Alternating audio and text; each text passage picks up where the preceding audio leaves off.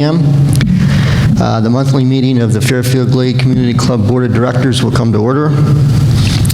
Due to the CDC guidelines and the COVID-19 public health advisories for social distancing, this morning's Board of Directors meeting is open to members of the board, key staff members, and limited observers. This meeting is being recorded, and the video will be posted on the Community Club website for member viewing. This morning, to honor America, please join me in standing for the Pledge of Allegiance in a moment of silence to remember those who are serving in uniform and those who have been affected by the COVID-19 virus. I pledge allegiance to the flag of the United States of America and to the republic for which it stands, one nation, under God, indivisible, with liberty and justice for all.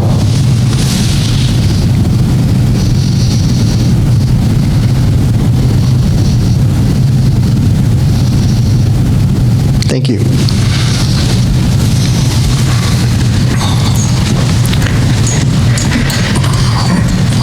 Pat, please call the roll of the board members.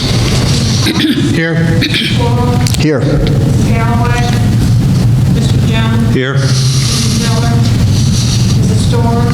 Here. Mr. Whitworth. Here. Chair, we have 5 board members present, therefore we do have a quorum. Thank you, Pat. First item on the agenda is the approval of the minutes from the December 10th, 2020 meeting. May I have a motion to approve those minutes? I'll move. Is there a second? Second. Is there any discussion? All those in favor say aye. Aye. All those opposed? The minutes for the December 10th, 2020 meeting are approved. This morning in the audience we do have Commissioner Joe Sherrill from the 6th District, and we have, I thought I saw Colleen. Did I see Colleen? No. Okay. Joe Sherrill from the 6th District. Joe, did you have any comments that you wanted to share? No, thank you. Okay. Thank you, sir. With that, I'll share the comments from the President's report. We want to begin this month's across the board message with our sincere wishes to everyone in our Fairfield Glade family for a happy and healthy new year. We are optimistic that 2021 will be a much better year than 2020. As we look ahead to 2021, we are encouraged by the early indications that the availability of the COVID-19 vaccine will continue to increase and the potential for a return to some level of normalcy is in the near future. We are also encouraged by the indications that the strength of our 2020 financial performance has exceeded all of our expectations, positioning the community club to take full advantage of additional financial opportunities. And I'm going to share some comments regarding COVID-19. While there is good reason to be optimistic that we may soon be able to see the end of the COVID-19 nightmare, we are reminded that remaining vigilant is critical to our success, even if you've been vaccinated. So please wear a mask, wash your hands, watch your social distance, and please wait on attending any social gatherings. If you feel sick, get tested. If your test is positive, follow the isolation and quarantine protocols strictly. Vaccination availability has been a topic of some discussion, and earlier this month there was some consternation over the confusion associated with the first offering of the COVID-19 vaccine to those over the age of 75. The criticism that the first day of vaccine distribution for 981 doses by the health department did not run smoothly and appeared to be disorganized was appropriate. Since that time, however, procedures have changed and have been implemented, including a process to schedule appointments for administering the vaccinations and a process to be added to a waiting list for scheduling appointments. If you have questions regarding the COVID-19 vaccination process, the Cumberland County Health Department has opened a local information line at 931-707-9007. The information line is available Monday through Friday from 8 a.m. to 4:30 p.m. Those with general questions about COVID-19 may call a COVID-19 public information line at 877-857-2945. And that line is available between 10 a.m. to 8 p.m. Monday through Friday and 10 a.m. to 4 p.m. Saturday and Sunday. For vaccine scheduling, you can contact the Cumberland County Health Department at 931-484-6196 to schedule an appointment for a first dose vaccination until the current supply is depleted.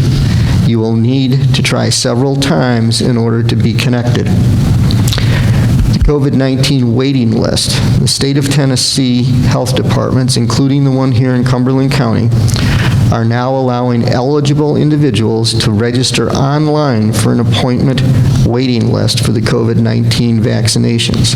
This is a process to get on a waiting list for an appointment, not an actual appointment. And if you are currently eligible to be vaccinated here in Cumberland County, you can register for the vaccination appointment waiting list by clicking on the website that will be included in this morning's message. There are also a couple of other important pieces of COVID-19 information that we'd like to share. First, the COVID-19 vaccination supply is still very limited, and Tennessee counties may progress through the COVID-19 vaccination phases at different rates depending on the supplies of the COVID-19 vaccine and the number of individuals in each phase in each county. The health department will announce additional opportunities for residents to receive vaccinations as increasing vaccine supplies become available and as the county moves to new phases of the vaccination plan. Second, the Tennessee Department of Health is solely responsible for the procedures and the strategy for the distribution of the COVID-19 vaccine for the state of Tennessee. This responsibility covers the allocation of the vaccine doses, the locations for distribution of the vaccine, and the procedures for administering the vaccinations.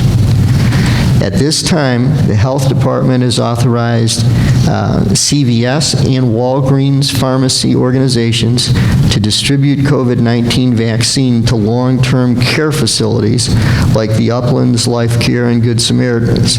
Pharmacies are not vaccinating members of the public at this time.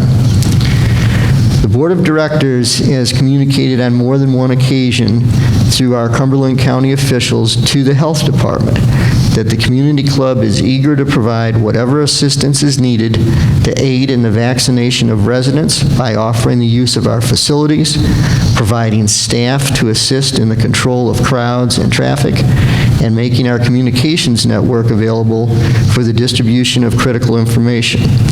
We have also offered to solicit our members of the Community Club who self-identify as retired medical professionals and are willing to volunteer to assist the Health Department in the vaccination process. We have received confirmation that our offer of assistance has been shared with the Health Department officials. We can assure you that we all share your vaccination concerns. We would like nothing better than to be able to provide a convenient opportunity to receive a COVID-19 vaccination to every member of the Fairfield Glade community that is interested in receiving one. If we are given the opportunity to participate in the vaccination effort, we will do everything in our power to ensure the maximum number of residents are able to receive the vaccine. At the end of this month's Across the Board message, we are including a link that will connect you to a variety of COVID-19 information, including the vaccination information and the contact information for health department officials. Fairfield Glade Resident Services is now providing COVID support to those residents in Fairfield Glade who are quarantined in their homes. FGRS is able to deliver prescriptions, fresh meals from our local restaurants, and groceries to help residents of Fairfield Glade. FGRS believes that it is important to people's health that they stay comfortable in their homes until the need to be quarantined has expired. If you'd like to use this delivery service or know of a friend or neighbor that could use this help, please call the FGRS Delivery Hotline at 931-335-9945 for further information. It's also not too late to consider getting your annual flu shot to minimize the effects of being exposed to someone with the flu. Every step that we can take to protect ourselves, our families, our friends, and our neighbors is extremely important. Here are the latest updates on our major capital projects. Construction on the new Mirror Lake Entertainment Pavilion will continue through the winter months. Work on the pathways from the parking areas into the gathering area, as well as the plaza in front of the pavilion, will occur weather permitting and based upon contractor availability. And the latest update that we have on that is that we will begin to see significant activity here in the next week or two. Construction on the Phase 2 project to expand the Stonehenge kitchen and the exterior renovation is underway and will continue through March 2021. We expect to reopen the Stonehenge Clubhouse with the reopening of the golf course on April 1st of 2021. Construction on the Racket Center renovation project is proceeding, and the demolition of the existing clubhouse structure has been completed. Members using the Racket Center will continue to use the original Pro Shop as a temporary entrance and check-in location during the construction. With regards to Robin Hood Park, the initial clearing in Phase 1 planning process is proceeding.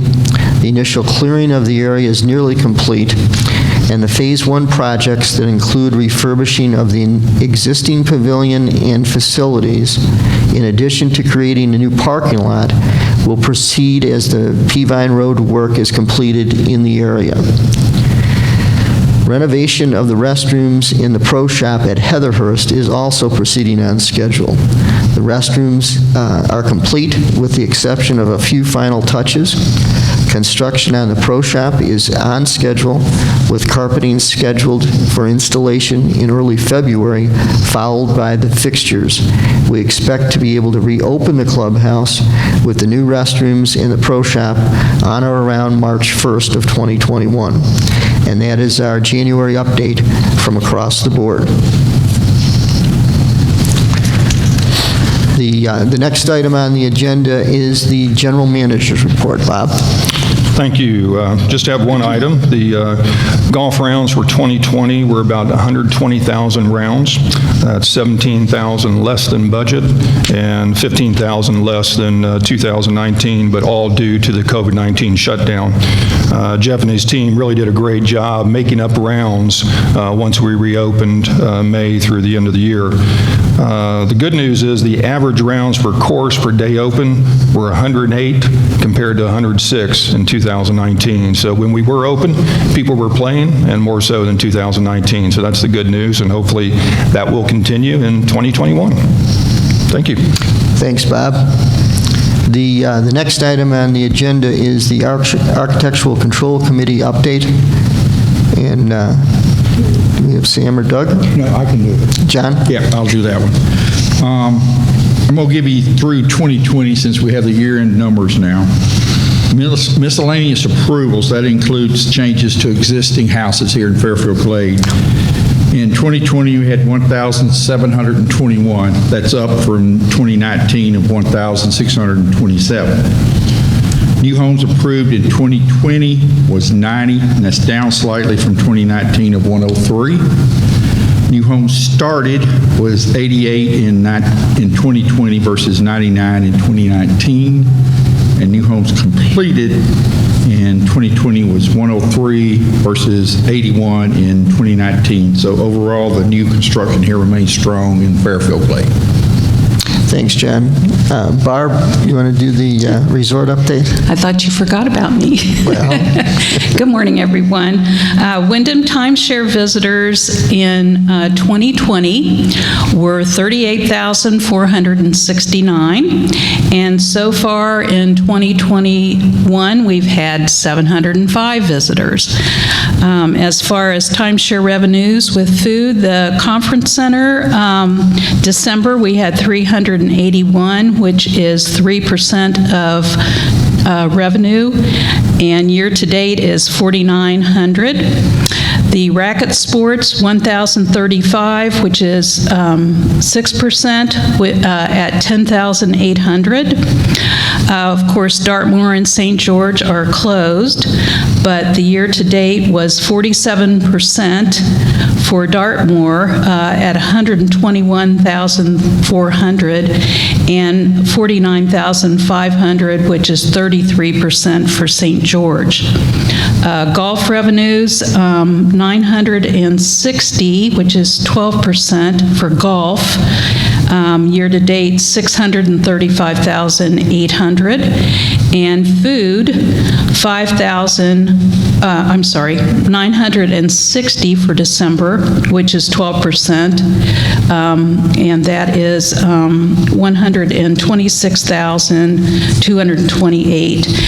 We had a total year-to-date revenue from timeshares averaging 13% at 948,739. We're down, unfortunately, because of the closure due to COVID.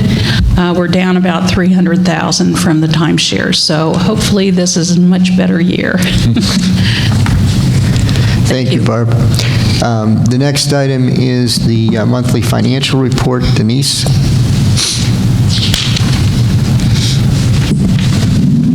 Good morning. Oh, that's loud today.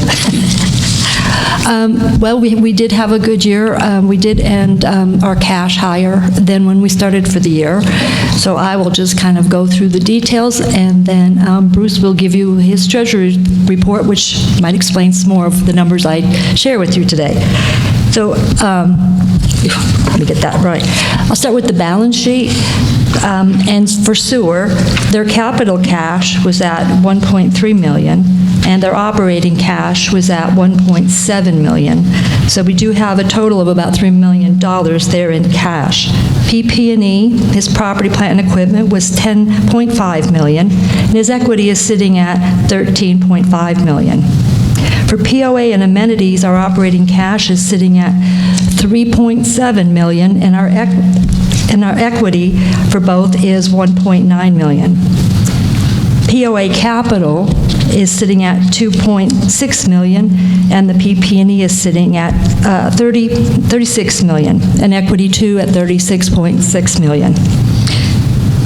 If we drop down and look at cash flow and the income statement numbers, sewer's operating activities were positive $914,000. That's a positive variance to the budget of $100,000. And that's mainly due to a reduction in his spending for repairs and maintenance and materials and supplies. That was on purpose to try to keep our costs down because of COVID. Sewer capital income was positive $209,000, negative variance to budget of $113,000. And that's due to lower availability fees, and that's because of the reduction on building. Net cash flow for sewer after capital expenditures is positive $813,000.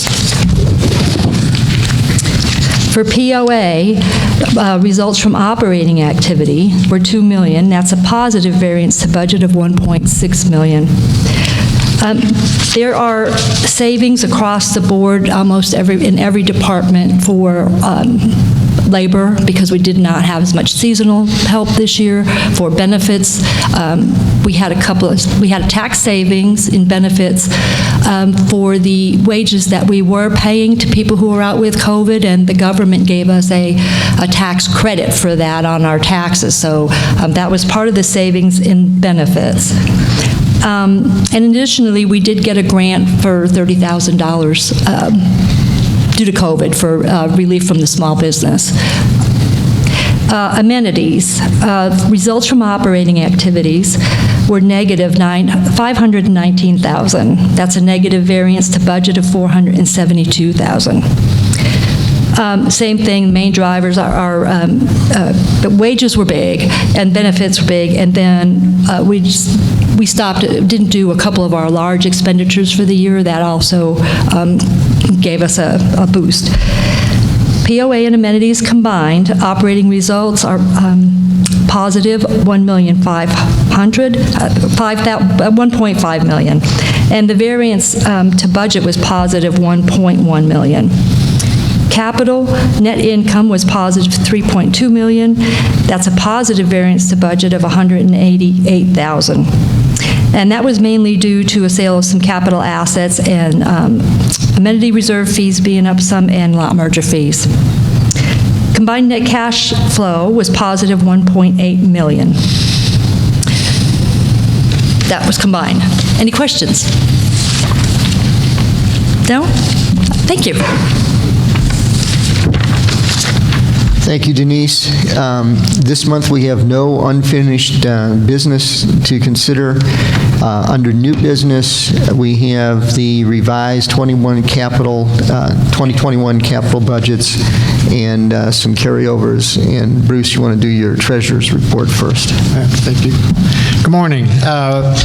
If you recall, I did this report to keep everybody up to speed on the COVID impact when we were shut down. So today I've tried to summarize the COVID impact for 2020. A lot of the numbers are the same that Denise just talked about, but it's more focused on the loss of amenity fees, or amenity revenue and labor. So the sewer department finished 2020 very strong. We started the year with $2.2 million of cash, and we ended 2020 with $3 million of cash, which takes us into 2021 in a very strong cash position in sewer. POA operations area performance was down slightly in December, due to fewer visitors and a lot of our residents heading to warmer climates. Golf rounds were better than budget for December, but were under budget, as Bob pointed out, by 17,069 rounds for the year.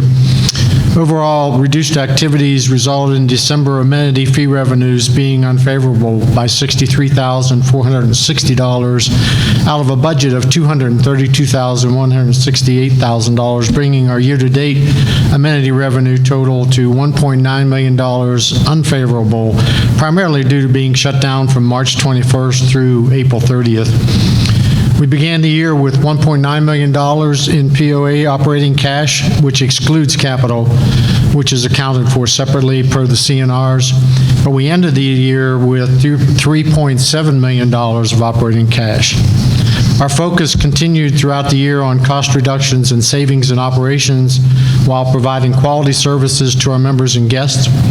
Major favorable cost performance included in community maintenance, which ended 2020 with a positive variation of $1 million, which included canceling the $165,000 desilting project and the $650,000 for road paving.